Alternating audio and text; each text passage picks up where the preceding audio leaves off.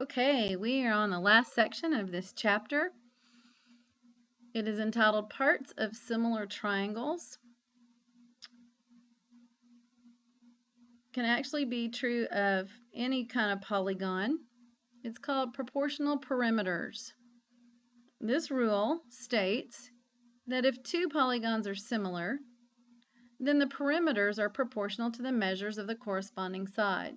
Okay, so set up again your proportion of the corresponding sides, and that's going to be the proportion of your perimeters. So we have two corresponding sides here, 6 and 3. We set up a ratio that will reduce to 2 to 1. All of our corresponding sides should reduce to that if these are similar. And yes, they do. So therefore, our perimeters should fall in that same ratio. So let's add up our perimeter here, and we get 24. So if we have a 2 to 1 ratio, then our perimeter of our second triangle should be half of that. 2 to 1 would be 24 to 12. Okay. So whatever ratio our corresponding sides are in, it's the same ratio for our perimeter. Okay, here's another example using polygon besides a triangle. So again, if we pick any two corresponding sides, say 6 and 4, that reduces to 3 over 2. 15 to 10 reduces to 3 over 2. So all of these ratios of corresponding sides reduce to 3 over 2, so our perimeter should do the same thing. Let's check it out. The perimeter of our larger polygon here was 6 plus 9 plus 12 plus 15 was 42. 4 plus 6 plus 8 plus 10 for our smaller polygon is 28. That will reduce to 3 over 2. So yes, they are the same. And they should be anytime our polygons are similar. So let's use that idea, those relationships, to find some missing parts here. Okay, so all of our information is labeled in our picture. We are trying to find the perimeter of triangle XYZ. So all I need to do is find two corresponding parts. They don't all have to be given to us. I can just find one relationship there and set up that ratio. Now I want to reduce this. 8 will go into both of these, so that's 2 over 3. So my perimeters should be in that same ratio. So let's see what my perimeter of this triangle is going to be. I can add my two whole numbers there. I can't really do anything here. So I would write this as 48 plus 16 square root 5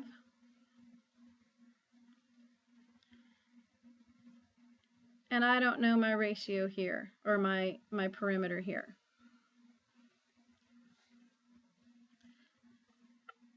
So I can do this a couple of ways. I could cross multiply here and figure out what my unknown perimeter is.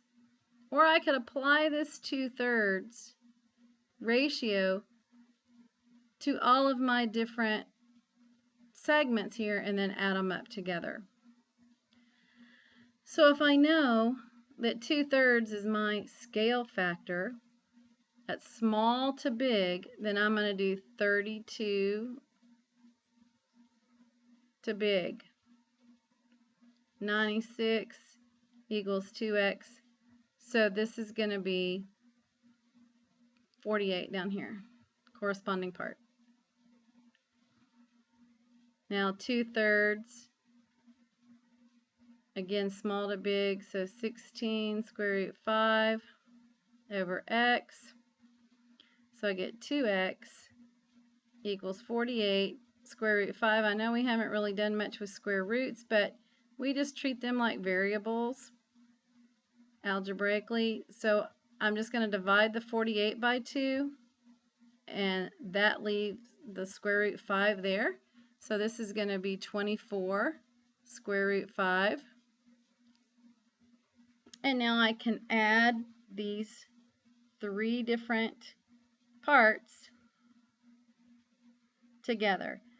So here I get 72, let's do it this way, 72, and then I just have to add the 24 square root 5 to that, because I cannot add a whole number with a radical, with a square root. So my final answer, should have left some space here, 72 plus 24 times the square root of 5. Okay, so I'm using the same ratio all the way through my problem. I could have cross multiplied here, or I can apply that ratio to every relationship in my triangle. You can do it either way, again, as long as it's following correct rules, mathematical truths, then you're good. Okay, so the similar triangle proportionality, okay, proportions in similar triangles applies to every single corresponding part. Any two corresponding lengths, it can be sides, it can be perimeters, altitudes, medians, angle bisectors. Any of the parts of the two triangles are going to be in the same ratio if those two triangles are similar. And remember, we call that ratio the scale factor. So, for instance, here we have an altitude. If these two triangles are similar, all four parts are going to have the same ratio. So I do altitude to altitude, that ratio, QA to UW. That is going to be the same ratio as PR, our bases put together, PR over TV. That's going to be the same ratio as the right sides, QR over UV. Same ratio as the left side, PQ over TU. So just pair up any corresponding parts, make a fraction out of them, and that will equal the other two corresponding parts paired up. So you're just matching parts. Here we have an angle bisector. Okay, again, all four parts are going to be in the same ratio. So QB over UX is going to equal all these other pairs of corresponding parts set up in ratios. Here it is again. What is this segment called? Starts from the vertex, goes to the midpoint. What is that called? It's called a median. All right. So again, take the medians and make a ratio out of them. QM over UY, QM over UY. That equals any other ratio made of corresponding parts. So let's use that. So again, we're just trying to match corresponding parts and set up ratios. So I look at the parts that are marked and I see if I have any that are corresponding. Well, yes, NP corresponds to RT, so I can make a ratio out of those two parts, 24 over 16. And a lot of times it's helpful to go on and simplify. Okay, so 8 will go into both of those, reduces to 3 over 2. Now I have this 6 here, that is in the same triangle as the 24, so I'm going to put that on top, just like I did my 24. And its corresponding part is this altitude here, QS, which is what I'm looking for. See, it says find the altitude, QS. So now I can cross multiply. 3x equals 12, so x equals 4. Because every part is in the same ratio, I just find that ratio and use it in my proportion of my other two corresponding parts.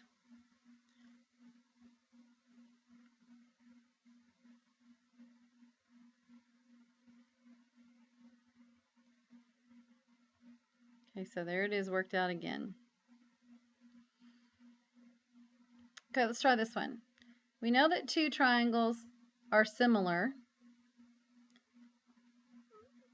EF, the side of the first triangle, is 5/4 the size of MS. So that's my ratio. EF is 5/4 ms. Find the ratio of the length of the median of triangle EFG to the length of the median of triangle MSY. Well, this ratio right here is my scale factor. Every single pair of corresponding parts has to be in that exact same ratio. So I don't even have to think about this. I don't have to draw it out. I don't have to plug in numbers. Everything is going to be in that same ratio. So my answer choice is D.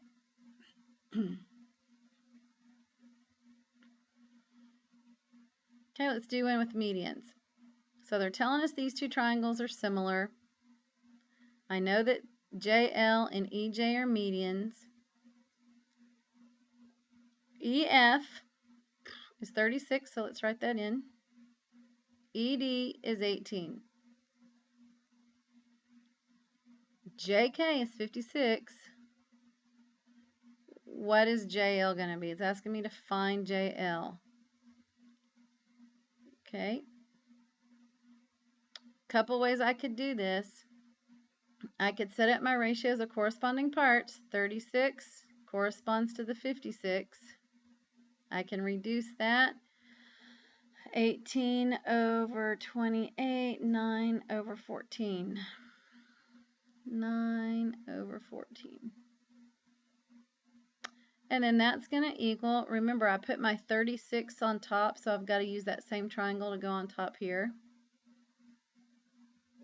You can reduce across your fractions. It'll make your multiplication a lot easier. So no, x equals 28. I also could see here, this relationship is going to be the same as this relationship. So I automatically saw that, oh, 36, I cut that in half to get 18. So I can cut 56 in half, which is 28. Either way, whatever makes sense to you, you're going to get 28, as long as you're using mathematical truth. All right, here we have angle bisectors. Again, it doesn't matter what these parts are. As long as they match, they're going to be in the same ratio. So here we know that AC is 5. I'm just going to write everything in.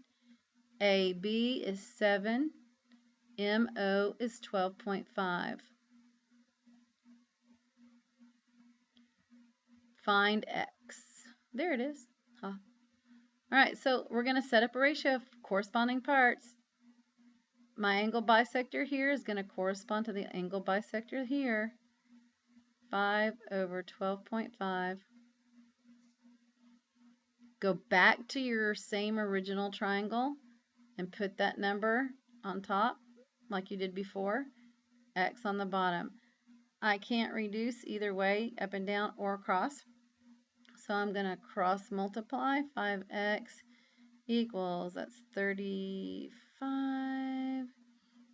Carry the 3, 14, 17, carry the 1, 8. Can you tell I don't have a calculator?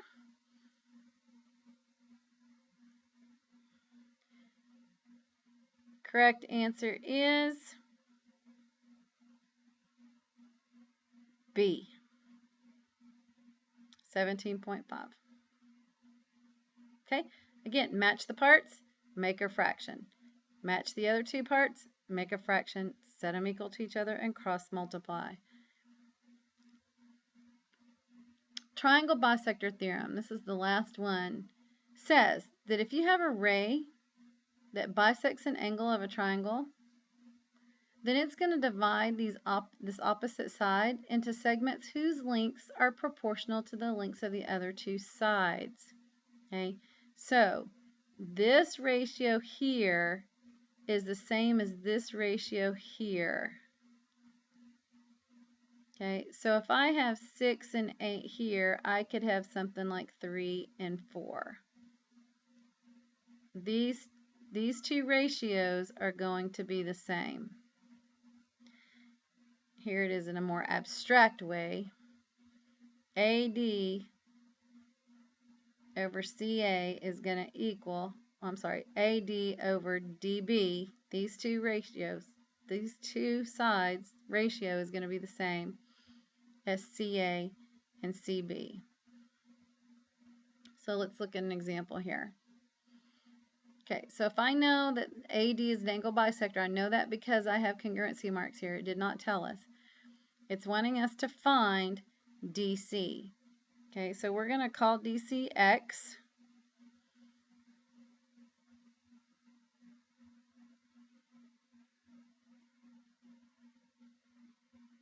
But we don't know what this is called. We don't have a number here, nor do we have a letter. But if the whole side is 14, again, how would I get just this part? I would have to take away the X part.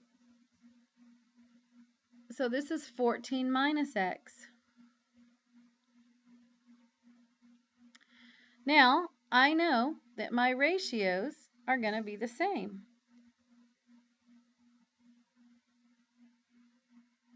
Okay? So you can either do it within the same triangle and say 9 over 14 minus X, go back to your corresponding part, 15 over X, or you could say 9 over 15, 14 minus X over X. You can match the corresponding parts that way. Or you can match the parts within the same triangle. It comes out the same because watch, if I do 9 over 15, matching the corresponding parts, equals 14 minus X over X.